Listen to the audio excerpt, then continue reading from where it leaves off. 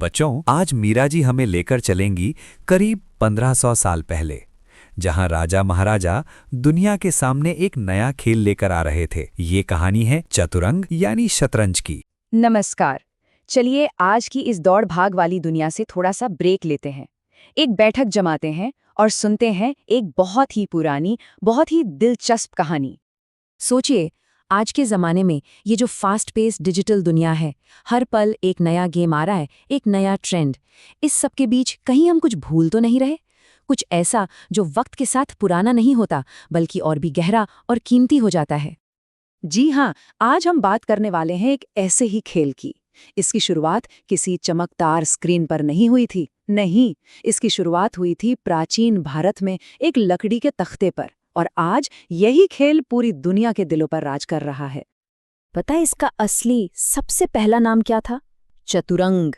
गुप्त काल में जन्मा था ये खेल, और इसका मतलब भी कितना गहरा है। सेना के 4 अंग।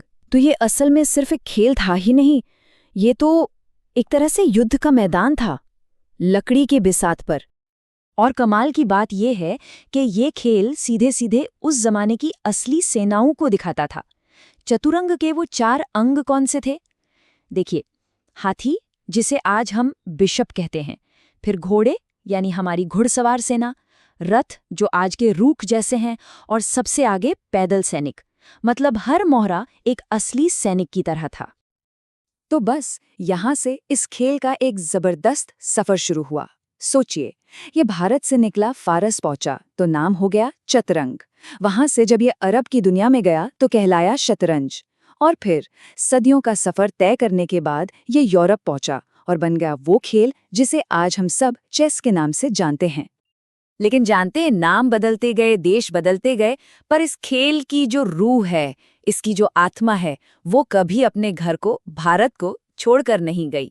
आज भी जरा नजर घुमाकर देखिए, भारत के पार्कों में, किसी गली के नुक्कड़ पर ढलती शाम की रोशनी में ये बिसात बिछती हुई दिख जाएगी। और जब वो बिसात बिछती है ना, तो उन 64 खानों पर वो सिर्फ एक खेल नहीं रह जाता, वो बन जाता है जिंदगी का एक बहुत बड़ा शिक्षक, एक ऐसा गुरु जो हमें वो सबक सिखाता है जो शायद बड़ी बड़ी किताबें भी नहीं सिखा पाती। सबसे पहला सबक, सब्र। शतरंज हमें सब्र सिखाता है। ये बताता है कि देखो, जल्दबाजी में उठाया गया हर कदम नुकसान ही देता है। ये एक कला है, सही वक्त का इंतजार करने की कला। और फिर यह सिखाता है कि हर चाल का एक नतीजा होता है, हर एक मूव का एक कॉन्सिक्वेंस है। यह हमारे दिमाग को मजबूर करता है आगे की सोचने के लिए, सिर्फ अपनी अगली चाल नहीं, बल्कि आने वाली कई चालों के बारे में सोचने के लिए। और शायद सबसे जरूरी बात जो ये सिखाता है कि सबसे छोटा प्यादा भी खेल को पूरी तरह पलट सकता है। ये हमें बार बार याद दिलाता है कि किसी को भी कभी भी कम नहीं आंकना चाहिए, क्योंकि हर किसी में पूरा का पूरा खेल बदलने की ताकत होती है।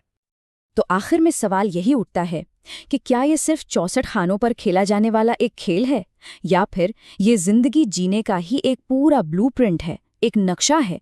इसका जवाब शायद हम सबको इन्हीं मोहरों की चालों में खोजना होगा। तो बच्चों, यही है शतरंज, भारत की विश्व को दी हुई एक अनमोल देन की कहानी। और याद रखना, जिंदगी में हर काम हमेशा दूर की सोच कर ही करना। यही है नुक्कड़ इंडिया, गपशप की सवारी, भारत की महक, बात हमारी।